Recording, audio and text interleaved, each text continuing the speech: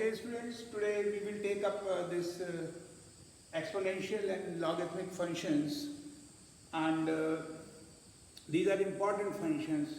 So we will first try to find out the theory part of it, because when we will deal with the theory, then there will be certain aspects which will be beyond your syllabus. So we will adequately brief you at that particular point, because certain results you will have to take it for granted. So beginning with this exponential and logarithmic function, we first of all take it certain simple polynomial functions, and then we will see that why at all we really had a need to explore certain other functions. So precisely that requirement for which these exponential functions were explored, that you also need to understand nicely. So first of all, we will take certain polynomial functions, and the simplest polynomial function and the graph, of course, you have already studied, and that is see y is equal to x. I will just plot the graph of it. It is say 1, then 1, 2, this is the mark 2, 3, and 3, 4, 4, and so on.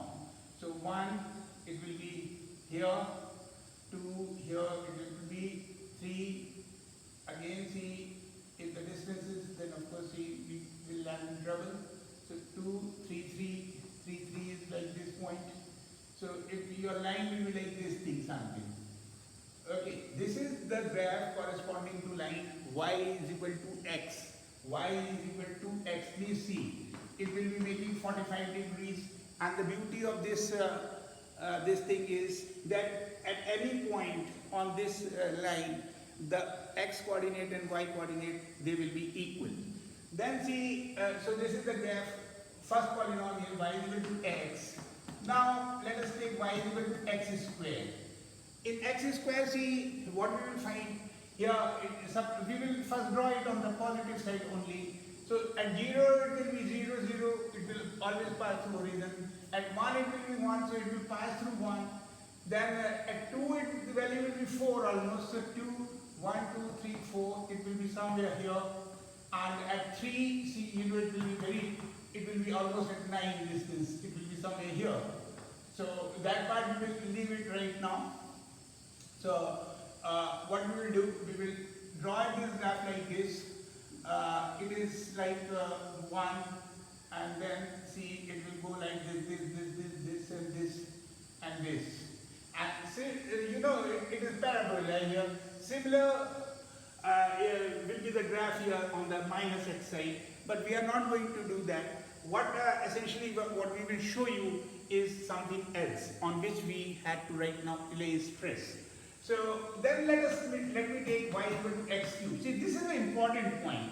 This is 1, 0, 1, 0, and please see to it that all these polynomial functions, they would be passing through this thing for the simple reason that whenever you are putting x equal to 1, then the value of y will be 1. So here see, if you plot the graph of y equal to x cube, then see, let us see what will happen. At 1 it will be 1, fine, it will come like this. At 2 it will be 8, 8 is 4 here, so almost twice the distance here. So 8 will be something here, 2, 2, 2, 2, 2, 2, 2, 2, 2, it will be almost here. So what is the nature of this graph that we have to see? Now between 0 and 1 and beyond 1, that is the thing which we need to right now understand. So y equal to x cube, see here the graph will go like this. I will show it by dotted lines. It will go like this, and it will join 1, and then see it will go like this. Please see. This is the graph here, and so on. So please see, this is the graph. It will be downwards of the graph y is equal to x square. This is the graph y is equal to x square. We see this dotted one is y is equal to x cube. Now if we draw the graph of y is equal to x4, then see interesting what will happen. At 1 it will pass through 1, 2 it will be 2 raised to power 4, that is 16. 16 is very far off, 8 and just twice of this thing. So it will be somewhere here. At 2 it will be somewhere here almost. So its graph here, again I will be showing it with the full lines. It will pass through here and it will be very steep this time, and it will go like this, something like this. So this is the curve of y is equal to x to the power 4 and so on and so forth. Now what is interesting here is that, please see, these graphs of the higher the degree of polynomial, then between 0 and 1, see their value will be less than this x square, the value will be less than x, and this x cube will be further less than x square, x4 will be further less than x square, and that is why these are downwards between 0 and 1. And then see, as you go beyond 1, as you go the mark beyond 1, then what you are finding is that as the degree of the polynomial increases, that they are becoming more steeper. More steeper means what? That they would be tilting towards the y-axis. They would be almost becoming a straight line. So that is the thing. Steeper means that with the change in the value of x, the corresponding change in the value of the function will be much more larger. This is what precisely we mean saying by that the graph will become more and more steeper, or would be becoming towards a vertical line, would be tending towards a vertical line. So this is what we really intend to show. It won't be exactly a vertical line. See, it will be somewhat this thing near to this thing under limiting condition. So this is one particular aspect. Now, students, why actually we felt the need of this exponential function was that what we are noticing is, now see, I would like to make it plain clear. As see, your variable x changes from 1 to 2, then let us see how these values change from. The value of your variable x, here I am writing variable x.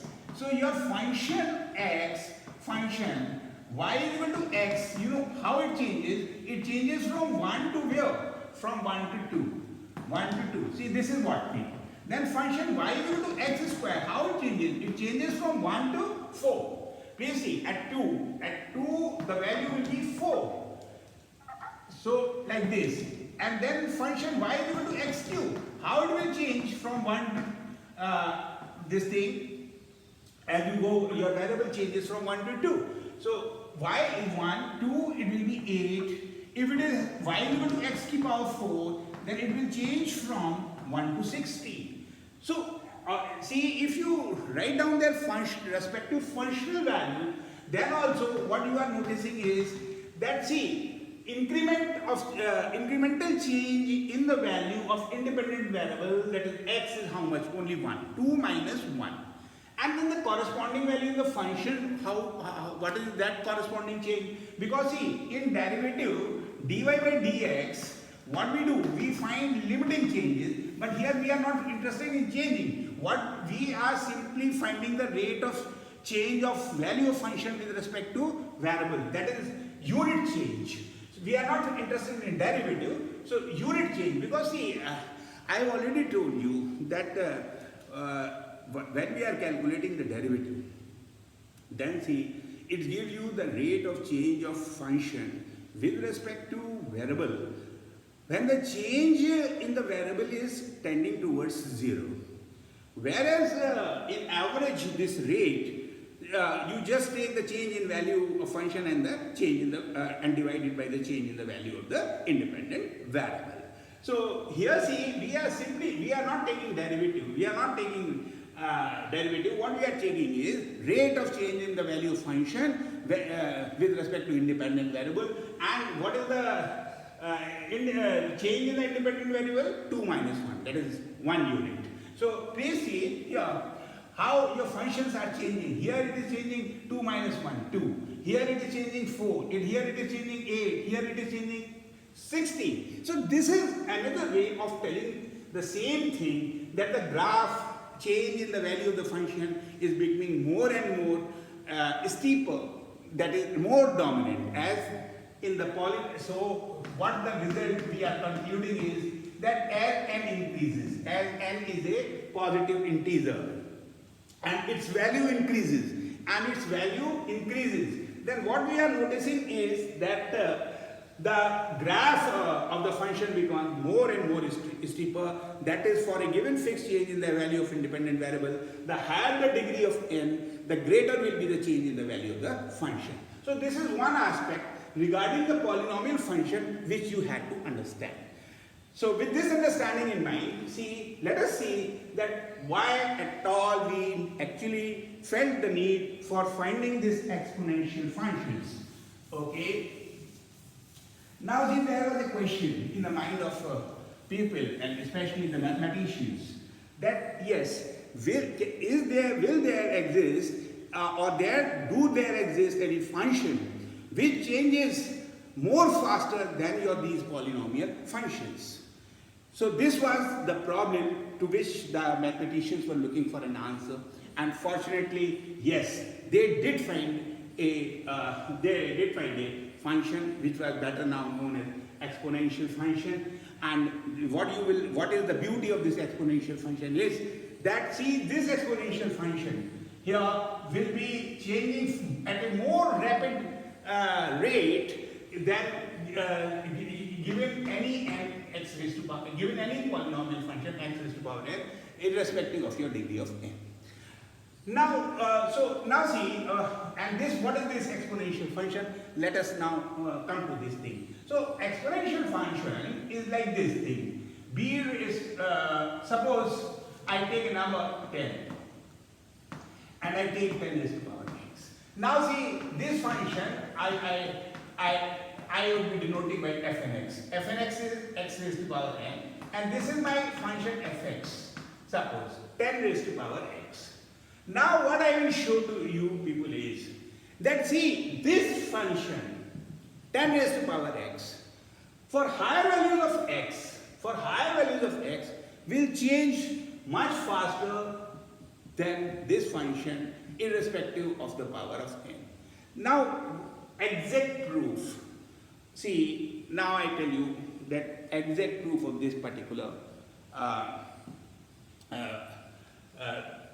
property, we can't give it right now. It do employ certain more results and more understanding of this powers, and then certain expansion will be also required. So, but I will try to explain you through means of this taking numerical examples. Now suppose here, in this, let n be is equal to, say, 10 raised to power 7. It's a fairly big number. N is, please mind it, n here is what? Positive integer. N here is positive integer. Then this theorem holds. What is theorem? That what we will show is that 10 raised to power x changes faster than x raised to power n for any value of n, for any value of n, for large values of x, for large values of x. And why it changes? Let us have a feel of it. Now I have taken n raised to equal to 10 raised to power 7. Fairly big number. Now so what is my f and x now? Please see, it will be x raised to power 10 raised to power 7. Okay. Okay, right now. And let my x be equal to, suppose I give x value, suppose 10. Suppose x I am giving value 10. So my fn x here will be equal to 10 raised to power 7. And what it is? 10 raised to power 7 is what? Please try to understand. It is not a raised to power b raised to power c. It is a raised to power b raised to power c. 10 raised to power 7. What does it mean? 10 into 10 into 10, 7 times. 10 into 10 into 10, 7 times. So 1 followed by 7 zeros. 1, 2, 3, 4, 5, 6 and 1, 7. So this is this number. 10 raised to power this thing. This is will be the value of f and x at x is equal to how much? 10. Let us see what this give us. Fx. Fx. First let me calculate it. 10. And what is this? No, see, I've done a little bit of mistake here. Now, okay, I will just take it. Okay, 10 raised to power x. Okay, x is what my x I have taken to be what? 10. Now see here, it won't be. It won't be.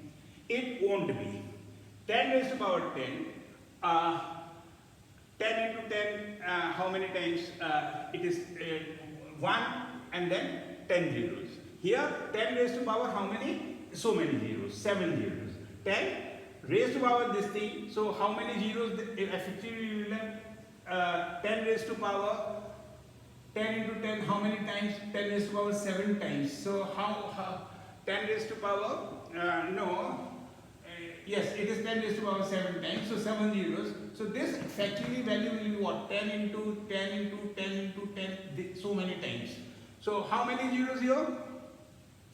So 10 raised to power 7. So 1 and then followed by how many zeros? Yes, followed by 1, 2, 3, 4, 5, 6, 7 zeros. This will be the value here. And let us see what the value here will be. It will give me what? 10 into 10 into 10. So 10 followed by 10 zeros. Followed by 10 zeros. So 10 raised to 10 into 10, 10. So 10 and then how many zeros? 10 into 10, that is how many zeros? 10 zeros. 10 zeros. So this is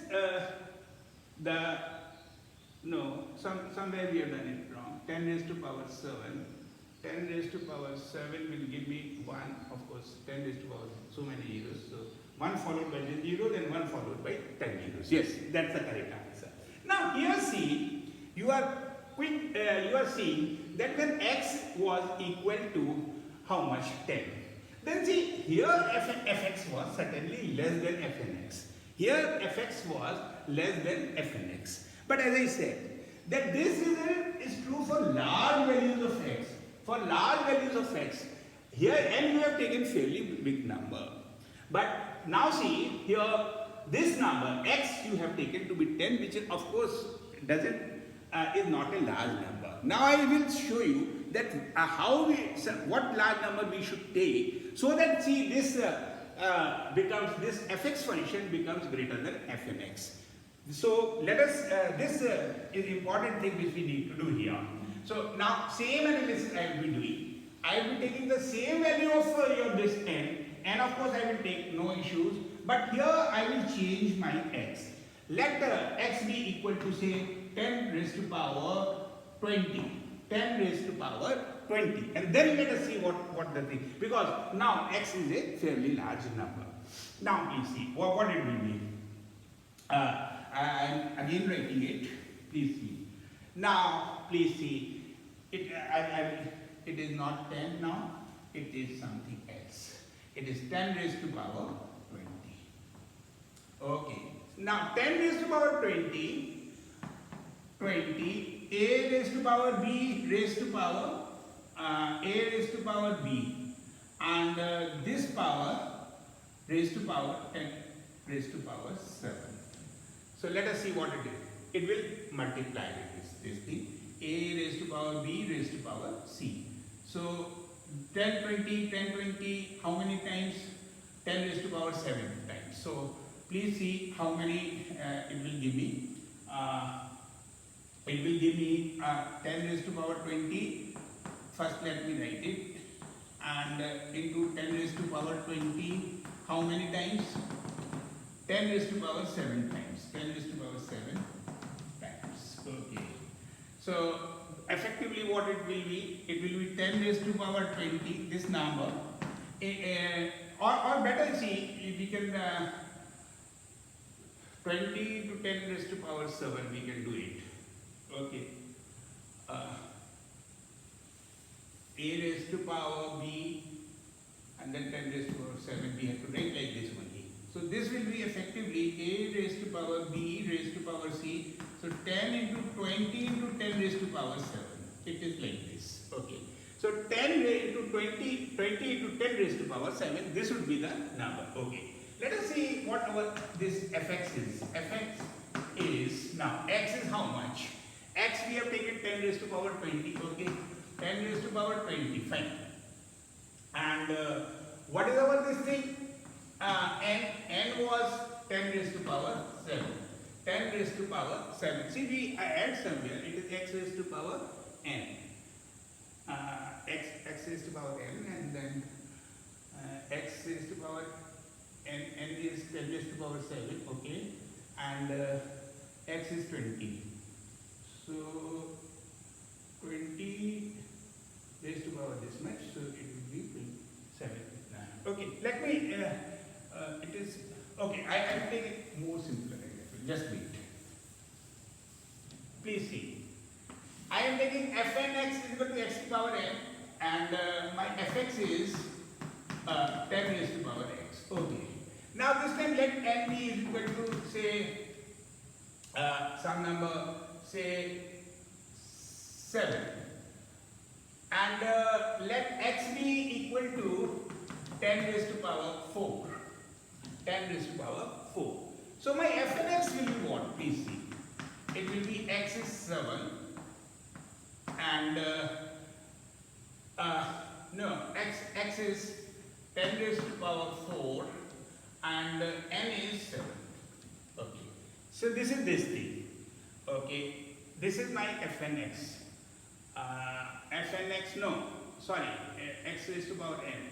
X is 10 raised to power 4, okay, and then power 7, okay. And what is this? Fx is, yes, 10 raised to power x. X is 10 raised to power 4. Please see. Okay, so f and x is my, let me see what it will give me. It will give me what value? A raised to power b raised to power 7. It will be, yes, correct. It will be 10 raised to power 28. Please see. 7, A raised to power B raised to power C is 10 raised to power 28. So it is 10, how many zeros? 28 zeros. 28 zeros. 28 zeros over here. Let us see what this thing is going to give me. 10 raised to power 4. 10 raised to power 4 is what? 10 into 10 4 times means 1, 2 and 4 zeros. And 10 raised to power this many times will give you what? 10 followed by how many zeros? Followed by 1, 2, 4, 1, 10,000 zeros. 10,000 zeros. Now see, obviously. Now here you have 28 zeros. Here you have 10,000 zeros in 10 raised to power x. Obviously, see, it's a fairly large number. It's a fairly large number. So this is what we had to show in here. That please remember, this is the important result. For, as I said, maybe that for a smaller value it may not hold good. But for larger value it always holds good. So this is what factually we can prove it also with all mathematical rigorousness. So this result you had to remember right now. What? That this polynomial function x raised to power n, where n is any positive integer. See, though what we have seen in the graph for this polynomial function, that higher the degree of n means n is a higher positive integer, then x raised to power n, therein the rate of change of value of function with respect to independent variable will be much larger. But then again, if we take this function 10 raised to power x, then what we are noticing is that herein the rate of change of value of function with respect to independent variable, which will be furthermore larger in comparison to this. Okay, so this is what the beauty of exponential function is. This is Precisely the beauty of exponential function is, and I request you that whenever you have an opportunity, then of course please try to visit the proof of this thing, that why 10 raised to power x can, or for that matter b raised to power x, where b is greater than 1. See, this function is known as exponential function. So without taking much time, we will proceed further, and we will see how this graph of b raised to power x comes in. So what is this exponential function? Please see, exponential function is nothing but it is b raised to power x, where b is a number which is greater than 1. So this is your definition of exponential function. Definition of exponential function. B raised to power x, b greater than 1. And what is x? X is the element of r. X is any real number.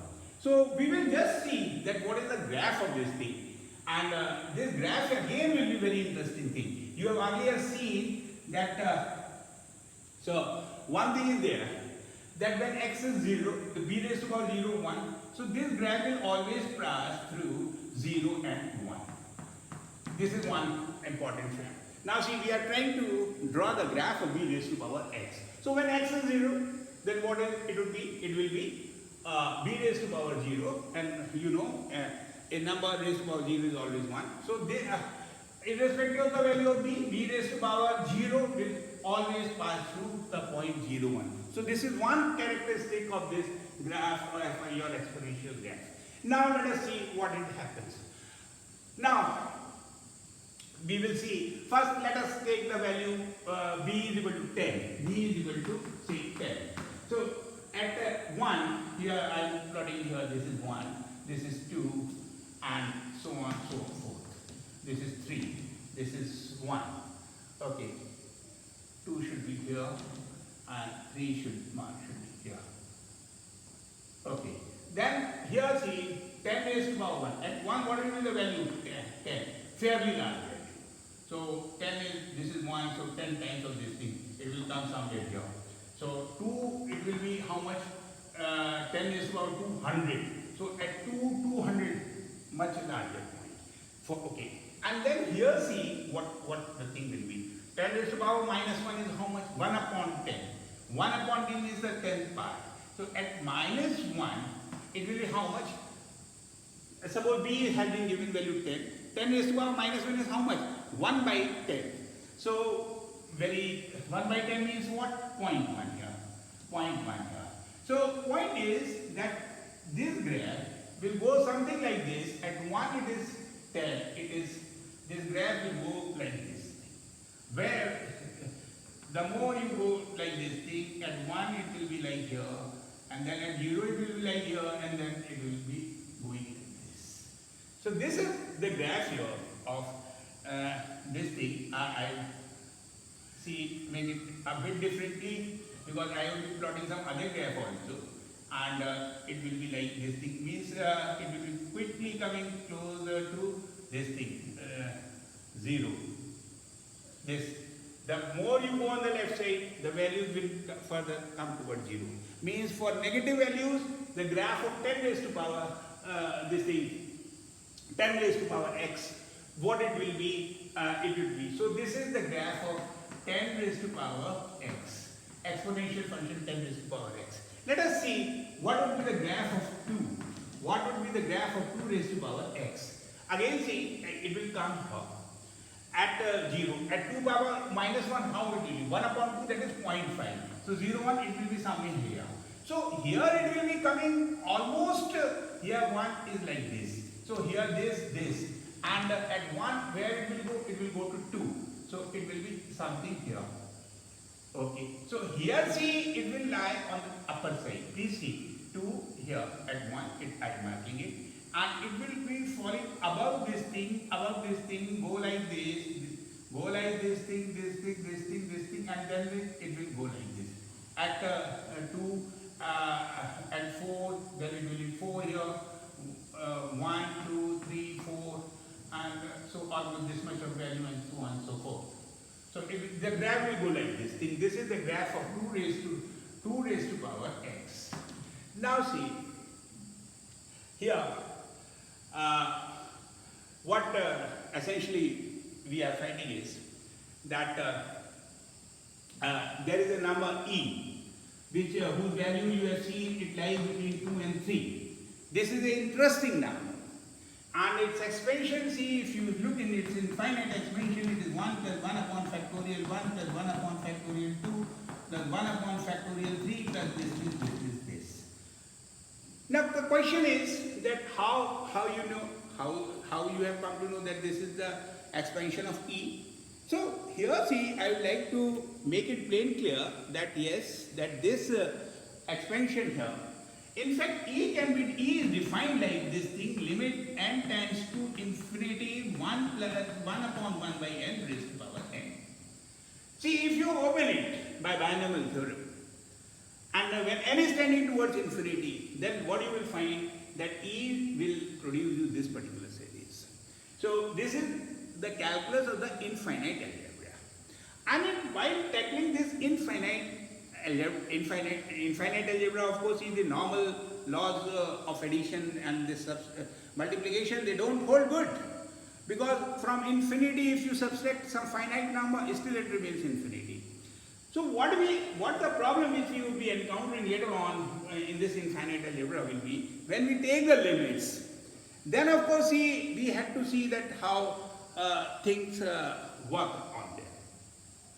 So that would be the point which we would be looking for, and I will let you know that when we will come to the derivatives of e to the power x, then of course we do employ there one important limit x tends to 0, e raised to power x minus 1 upon x, that is 1.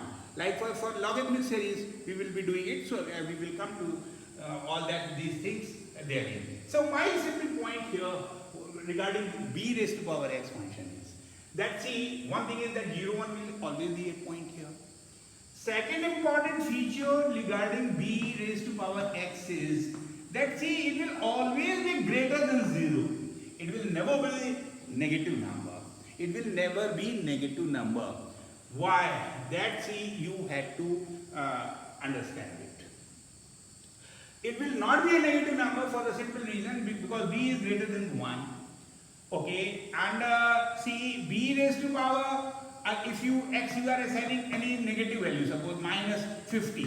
So what it will be? 1 upon b raised to power 50. So 1 upon b is positive. So 1 upon b will be positive. So 1 upon b positive 50 times will again be positive. If you are assigning, say, some rational values, say minus 50 upon 70. So what it is? It is 1 upon b raised to power 50 by 70 minus this thing. So 50 upon 70. So what it is give me? This thing will give me precisely what? 1 upon b raised to power 50, and see, it's 1 by 70th root. See, this thing will be a positive number.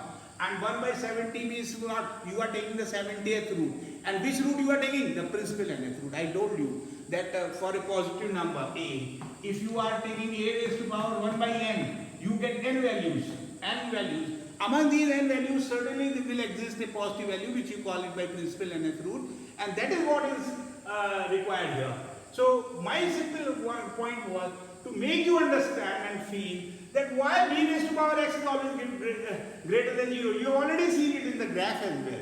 So this is what need to be understood. The second aspect of this property, that is, yes, 1 by b will always be greater than this thing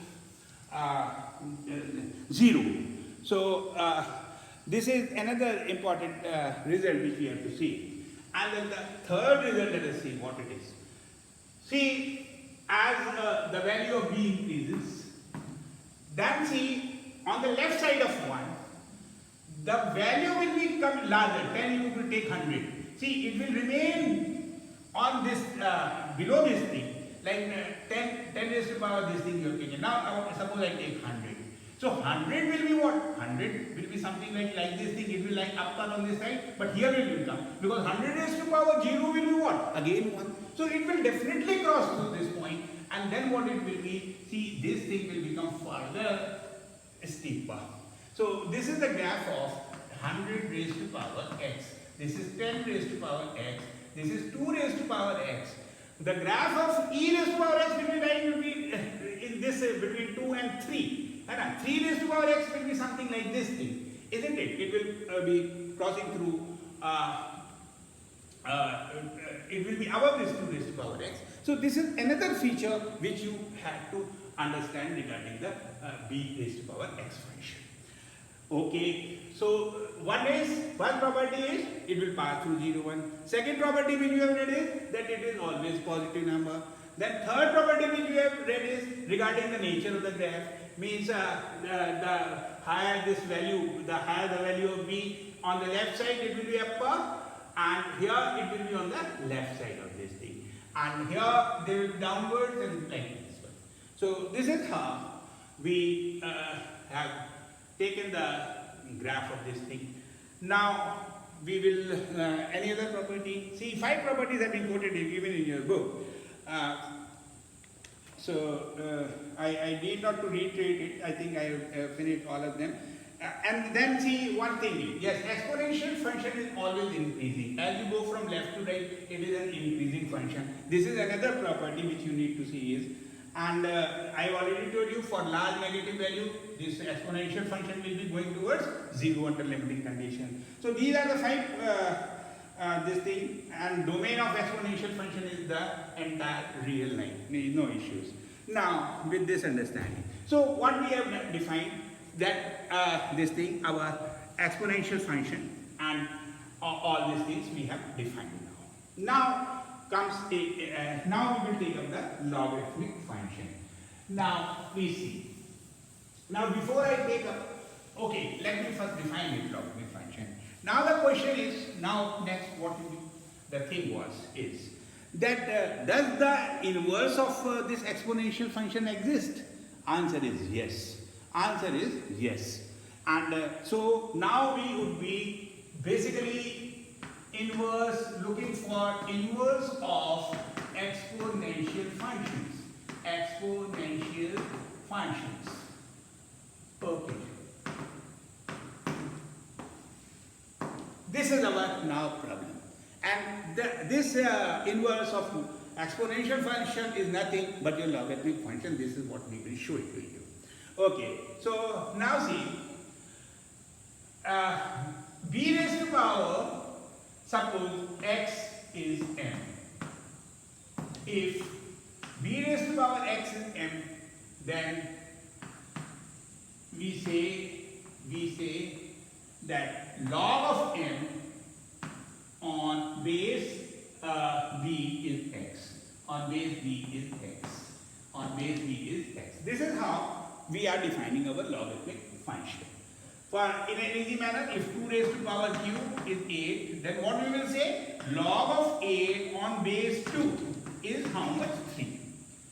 Please see, exponential function is what? 2b raised to power x. 2 raised to power 3 is 8. So log of 8 on base 2 is what? 3. So this is how we are defining. If b raised to power x is m, then log of m, log of this thing m, will be how much? X. Log of this thing will be x. So here what is this? In this b raised to power x, please see what is happening. I will just show you that this is your x, real number. Your x is the element of r. And your function is your here b raised to power x. Okay, so here suppose it is x1. So b raised to, here you will get b raised to power x1.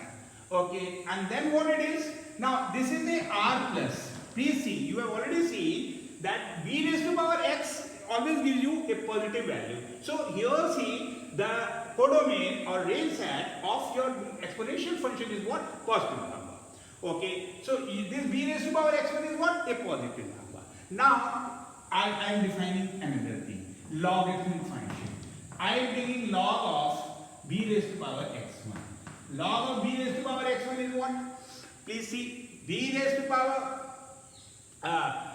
this thing, suppose this is m, Please see. So what this thing will be? Log of m. Please see. B raised to power x1 is m. So log of m on base b is what? X1. So again you would be coming to the number x1. Log of x1. Either you write b raised to power x1 or you write log of m. But see, they are same thing. This is equal to what? Log of m. B raised to power x1 is m. So m will go to x1. M will go to x1. So my point is that when we draw the graph of this exponential function, then what we get? This point x1 will go to where? M. Please see, this point x1 will go where? To m. Let me write on the top so that you can see easily. Please see. Yes, here I am writing. Please see. In the graph of this thing, this point goes to this thing, and this point goes to this thing. So now please see what I will try to establish is I will show that see this is precisely the inverse. This logarithmic function is the inverse of the exponential function. For the simple reason, if you see what is happening, if a function is invertible when see you can establish a 1 onto mapping, a bisective map between them. And yes, we are able to explain. x2 will go where? B raised to power x2. If we take the log of bx2, then where it will go? It will go to x2 by this second function. So now, or we can say that bx2 goes to x2, isn't it? So this is what, and please mind it that see this mapping b raised to power, this will be a 1-1 mapping. This will be a 1-1 mapping. Now I tell you one very important result, which of course see as a matter of fact we should have done it in this thing while we were taking up the inverse function. And please remember all of you, this is a very important property. See, what actually happens is that whenever you have any function, sin x function, and if you take the graph of sin inverse x function, any two functions which is one function and the other is the inverse of it, then see what we notice a important fact is here that therein, see these, if you look the graph of sin x and sin inverse x, then what you will find that if you place a plane mirror on the line y equal to x, then they are the mirror image of each other. They are the mirror image of each other. Why it so happens? That also we need to understand. And I will tell you the proof of this thing, that why they are the mirror image. If see we are taking two graphs, okay, then what actually will happen? Suppose I have taken one graph here. Suppose I have taken like this thing, sin x here, and then like this thing. And if I draw the curve of this thing, sin inverse x on the same sheet, then sin inverse x, of course, see you have already seen it generates from here minus 5/2. It goes from here and it will come like this, and then it will go like this.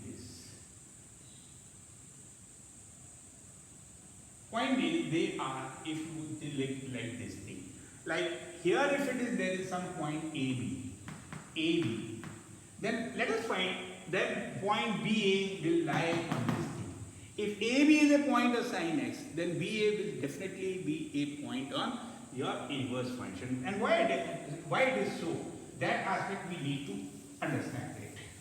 Please see, what is happening is, suppose y is equal to sin inverse x. Now, suppose x naught is some point here, and say x naught, what is its image here? It will be sin inverse x naught. Sin inverse x naught, and this thing we better call it y naught, where y naught is equal to sin inverse x naught. Left. Okay, so x naught, y naught is a point on this graph, any arbitrary point on this graph. Then see what will happen. Please see, this graph means what? X is equal to sin y. Here if I put the value of y here, y naught, then what will be the value here? It will be, x will be equal to sin y naught. X will be equal to sin y naught. Now, question is, sin y naught, please see, and sin, please see, here and I will show you that it is sine, it will be sine y naught. Okay, fine. Now I will show you that sine y naught is nothing but x naught. How? Because here if we put at place of x naught, then what I am saying, y naught is equal to sine inverse x naught, or sine y naught is what? X naught. So this is how we are getting. This sine y naught is nothing but y naught into x naught. Please see. So what I was trying to explain you was that if you have two graphs which are inverse of each other, and on any of the graphs, so you take any general point, say x naught y naught is some point, then y naught x naught will definitely be a point on the second graph. And then see, with this understanding, I think it's easy to understand. You take anything. I have taken what? I have taken x naught y naught to be any point here. And what I have shown is that y naught x naught will be a point on the sine x graph. This is what I am showing it. And how we are showing it? If y is equal to sine inverse x, then obviously means what? X is equal to sine y. X is equal to sine y. So here see, I have put x naught and I got y naught. So x sine inverse x naught was this thing. And then see what I am doing in this thing, I am putting y naught and I am showing that sine y naught is nothing but x naught by this analysis. So my purpose is simply to show you that if you have two graphs, and then if any of the which are inverse to each other, and if any of the graphs you take an arbitrary point x naught y naught, then on the second graph it will be y naught x naught definitely. And this important property only will show that yes, why these the two graphs, that is one the function, other its inverse function, when they are being drawn on this thing, then they are the mirror image along the line y is equal to x. Now this explanation I am going to give you, that why they are the mirror image of each other. When a plane mirror is placed along the line y is equal to x, y is equal to x. Now it's quite simple to see. Suppose this is my curve and this is my line y is equal to x. Now see, suppose suppose x naught y naught is some point here. X naught y naught is some point here. And so obviously what will happen? Please see, this much of distance will be x naught and this much distance will be y naught. Please, this is my point P1. This P1 point is on one graph. Okay. Now what I will do? I will take a point, because x naught y naught is this thing, then y naught x naught will be on its inverse graph. Okay, so what I will do, I will proceed this to here. It will cut this thing and say this point is P1 dash. Okay, and this will have what coordinate? It will have coordinate x naught x naught. Okay, then what I will do? You come this side. Yes, this thing. And then draw y. So this much is how much? This will be what point? It will be the point 0 x naught. Its y coordinate will be this thing because this is a square. And this is what? X naught. This is a square. So now please see what I will do. I have to plot y naught x naught. So y naught is this type, this much of thing. So this much of thing. So and y naught is this much, and then x naught is what? So here my point is this is my P1 and this is my P1 dash. Let me call this to be double dash. So P1, it's this is point x naught y naught, and this is my point y naught x naught. I will show you that this is the mirror image of each other when a plane mirror is being placed at y equal to x. And how? It's very simple to see. Please see. What is this? This is now. This is how much? Y naught. So this is y naught. So this much of P1 P1 that this much of distance is how much? It is x naught. So x naught minus y naught. Likewise, this much of distance is how much? It is again x naught minus y naught. Okay, you join these 2 points. Please, these 2 points, P1 dash and P point, you please join. And now see, I will show that this distance, suppose this is intersecting here at L. I will show that P1 L, and this is perpendicular on this is also perpendicular on this, and L P1, these two will be equal. These two will be equal because it should be at the same distance, provided this is the plane mirror being placed over here. And to see it, it's simple. This much distance equal to, these are the two triangles. Take this triangle and take this triangle. Please see, two triangles. In triangle P1 P double dash L and in triangle P dash P double dash L. What is this thing? This P double dash L is common. This is equal to this, and now see, this is a square and this is a diagonal. So this angle will be equal to this angle. So these two angles are equal. So these two triangles are similar. These two triangles are similar and congruent, not similar. They are congruent by SAS property. One side, this side, and the angle contained between them. This side is equal to, please see this side. This is common. These two angles are included angles between the SAS property. They will be congruent to each other. So what you are finding is that this is equal to this thing, a congruent. Then this angle is equal to this angle. This these two, sum of these is 180. Therefore, each of them will be 90 degrees. So this is how we can give the proof of this thing. So what interestingly we are finding is that see, our proof is complete, and we have further shown you that yes, that just let me take one call here, please. Hello, हाँ बताइए, हाँ बताइए।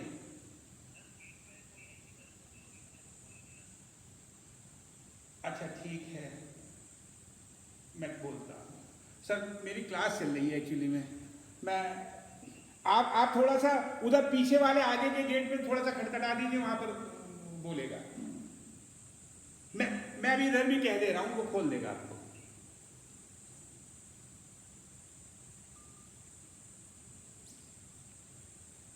Yes, ये अंजलि, शरद, okay, so this is what we need to do it. So what we have proved very important is it that if there are two graphs x naught which are inverse to each other, then x naught y naught is a point on one graph, then y naught x naught will be on another graph, and see they will be mirror image along the line of y equal to x. So with this result, now we proceed further here. That please, that now we have. So our problem now is looking for the inverse function, and we have shown you that this logarithmic function is precisely giving you an inverse function, because if x naught y naught is a point on exponential function, then what we will show you right now is that y naught x naught will be a point on the logarithmic function. Okay, so this is what we are going to do here. So please see that here x naught, just please give me 1 minute. I had to the gate has been locked. I am just coming within 1 minute. I will inform someone.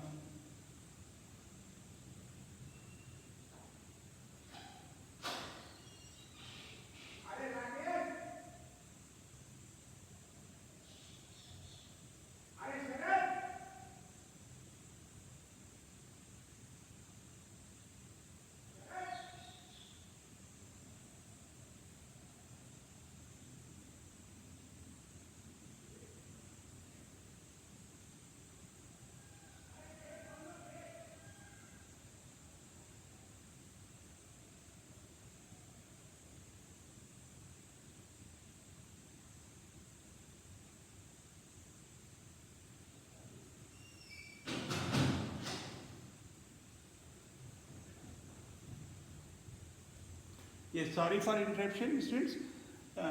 Yes. Now see, so with this understanding, now what we will show you that see, if on an exponential function, if x naught y naught is any point, then what we will show that on the logarithmic function, y naught x naught will essentially be a point. And that is why, see, we will be successful in saying, in claiming that both of them are inverse function to each other. This is what we are going to prove it. Please see. Let b raised to power x is equal to y. Now let x naught let what will be the image? Now let x naught be the point of this thing exponential function e raised to power x. Let us see where it will go. B raised to power x naught, say this is equal to y naught. So point is that x naught, y naught is a point on b raised to power x. Okay. Now what I will show you is that y naught x naught will be a point on the logarithmic function. And how I will show it? Please see. It has been given b raised to power x is equal to y. This implies what? That log of y is equal to x on base b. On base b, log of y on base b will be x. And then see b raised to power, now here x naught is a b raised to power, this is all further given. So what does this implies what? Log of y naught on base b will be equal to x naught. X naught. So with this thing, now what we are showing is that here y naught x naught will be a point of this implies what? Y naught x naught is the point on logarithmic function, on log x function on base b. See, this is what we have shown clearly, y naught x naught. So see, till now what we were trying to do is that why we have taken all this analysis is just to show that both this logarithmic function and this exponential function, they are inverse to each other. Likewise, we can take any point here. Like here, suppose we are taking some point x1, y1 on this function. Let x1, y1 is a point on logarithmic function. Then we will show that x1, y1, x1 will be a point on the exponential function. It is easy to show it. x1, y1 is this thing. It means what? Log of y1 is equal to x1. So what does it on base b? So this implies what? B raised to power x1 is equal to y1, implying that x1, y1 is a point on b raised to power x function. So this is simple to show it. Now here see, I have not employed the theorem that there exists a 1-1 onto mapping between them. But I am going indirectly. What advantage I am taking it? I am showing is that xy is some point there, that y naught x naught will be another point on the same graph. And this is what establishes the result that both this exponential and logarithmic function, they are inverse to each other. Now we will take up certain properties of log functions also. And from the analysis also we have seen it that just now I showed you that this exponential function is b raised to power x. It is always from r to r plus. And you have already seen the graph of this thing. So here see, interestingly what the thing will be. Like 10 raised to power x. Here also I would like to tell you that in b raised to power x, if b is taken to be 10, then see it is known as common log functions. Like here in this log of n, b is equal to say something, say q. Then here this if b is 10, then we call it common logarithmic. Otherwise, if base is taken to be exponential number e, which lies between 2 and 3, then that is known as natural logarithm. And this at times is denoted like ln. And but here in our book we would be taking only the natural logarithm. So even if when the base is not given, then it is to be understood that it is natural logarithm, and this is how we are going to do it. So this is b raised to power x, and log function will be from where to where? It will be from r plus to br, because see they are inverse to each other. Therefore, a inverse mapping has to exist. So this is like this. This is log function. This is this exponential function, and this is the log function. So please see that the domain of this thing, log function, will always be positive number. It will never be on the left side of this thing. So, and interestingly, see when you have seen it, then the graph of this thing was something like this thing. Log, this was the graph of 10 raised to power x, isn't it? So here see what you will find, and all the points were passing through 0, 1. Here see, it will all the, whether you take and whatever base you feel like, then the graph of this thing will be what? The mirror image of this thing. And the mirror image of this thing will be giving you what? Precisely something like this. It is going this thing this way, so it will be this thing. Like this thing. Please see, it will be the mirror image of each other.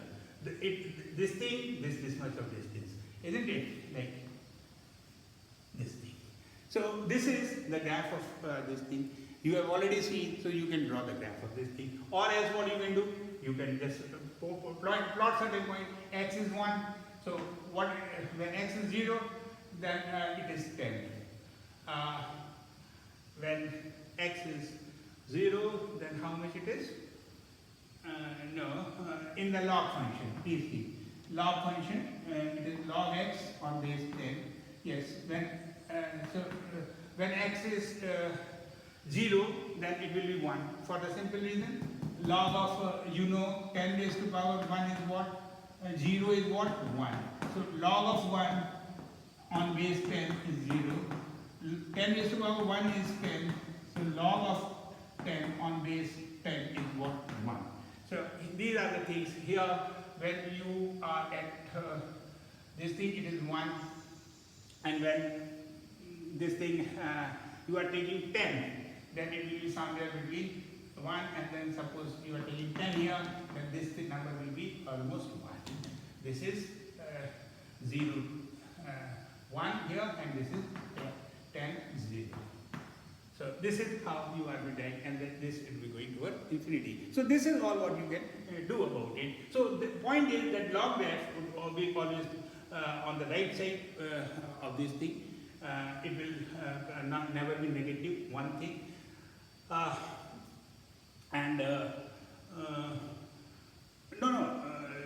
Yes, this thing logarithmic function here, its value will be negative, but it will be defined only for positive numbers.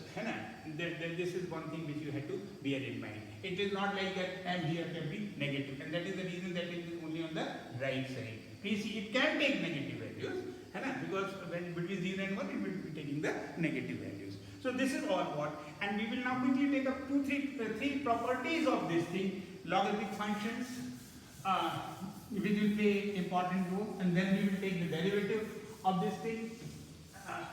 So this is all what we have to do today, and okay. So today, now what we will show you, the property of log. Properties of log, logarithmic functions. Logarithmic function. Okay. So first property is that if log of this product of two numbers on a certain base, say b, is equal to log of m plus log of n on their respective bases b. This is second property is log of m by n is on base b is equal to log of m on base b minus log of n on base b. The third is the property of you want to change this base. Suppose log of b suppose you have log of a on base m, and you want to change it on the log of base b, then this is log of m on base b upon log of a on base b. This is how you, this is the third formula. So we will quickly take up these three properties first, and then we will do the remaining theory. So but quite simple here. So let first property log of m, very simple, on base b is equal to say p1, and log of n on base b is equal to say q1. So what it means, it simply means b raised to power p1 is equal to m, and this implies that b raised to power q1 is equal to n. This is 2, this is 1. Now mn is what? Mn from 1 and 2, mn is what? It is b raised to power p1 into b raised to power q1, and then this is p1 into q1. So mn is equal to this thing. So now b raised to power this thing. This implies what? Log of mn on base b is what? p1 into q1. p1, sorry, it is p1 plus q1. Please see, log of b, a raised to power b into a is equal to this thing. So this is what this is log on this thing is P1 plus Q1, and put the values of P1 and B1. So what you are getting is log of M on base B plus log of N on base B. So first theorem is proved. Likewise, for second theorem, what you need to do is here you want M by N. So M by N will be what? This thing. So this will fetch you what? Minus. So minus and then this thing. So first two result, very easy. Let us see how we can prove this change of the base formula. That is the third property. So same thing here. You take this much of thing. No, here you have to take like a log of M on base B is this thing, and log of here you take to be Q1. Now please see, you want log of this thing on base, and let also three things, let this thing, and let of log of M on base A is equal to Q1, P1 and R1. So what does it mean? This is 1, this is 2 and this is 3. So 1 implies what? 1 implies B raised to power P1 is M, and 2 implies what? A log of A is Q1. So this thing B raised to power Q1 is what? How much? It is A, and 3 implies what? A raised to this log of M. So M is equal to A raised to power R1 is equal to M. Okay. Now, what essentially you have to show that this log of A on base M is equal to nothing but log of base on B upon log of this thing B A on base B. Okay. So basically we have to this thing. Okay, B raised to power Q1 is A raised to power R1 is M is here. So how to proceed here? Log of M on base A, log of M on base A is R1. Okay, so let us see how the value of R1 can be determined here from these two. These two here, M is this thing. So M is equal to how much we see? B upon P1. Okay, and B upon P1. Okay, M is B upon P1. Okay, and what else? A is how here B raised to power Q1 is A. Just a minute. Let me just check it. Okay. Log of M on base A you want. Okay. M is on base A is R1. Okay. Fine. So okay, log of M you have to find. Okay, on base A is R1. Can we write somehow R1? R1, log of M on base A. Base A. M is B raised to power P1. Okay, yes. From these two, please see. From these two, what we do it? M is equal to B ki power P1, okay, and A is B ki power Q1. So let me write M raised to power Q1. Let me take this thing. This will be equal to what? B raised to power P1 and Q1. So this will be equal to what? B raised to power P1 into Q1. Okay. So M is this thing. And M can be written to be what? M raised to power Q1. So at place of M, I can well write A raised to power R1. A raised to power R1. Okay, Q1. This is equal to B raised to power P1 Q1. A raised to power R1 is M. Okay, M raised to power Q1. No, this way we won't get it. Just a minute. Okay, base we have to change it now. Just a minute. This is log of B raised to power P1 is M. I have to find M on base A. M on base A. A raised to power something should be equal to M. This is what I have to find it out.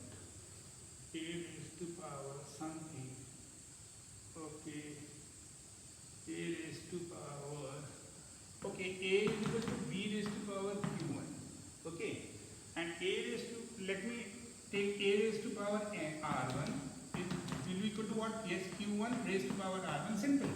So it is B raised to power this, so it is Q1 into R1.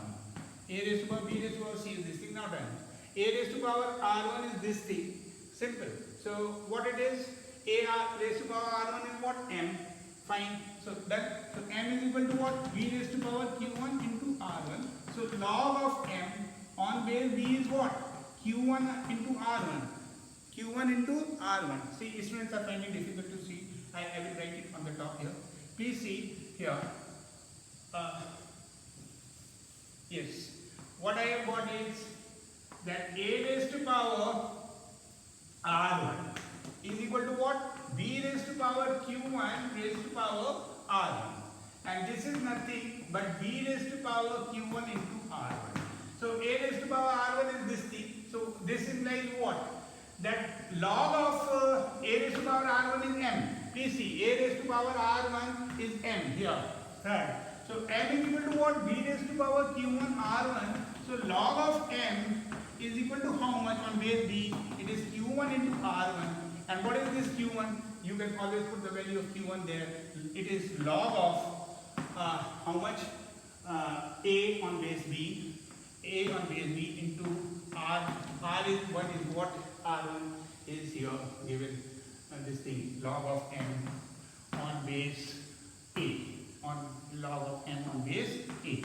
So this thing you can put downwards because so this is log of M on base B, and this is log of M on base A, and this thing, so this thing result you take, so log of this thing you retain here, log of M on base A, and this thing you divide it here, so it is nothing but log of M on base B and log of A on base B.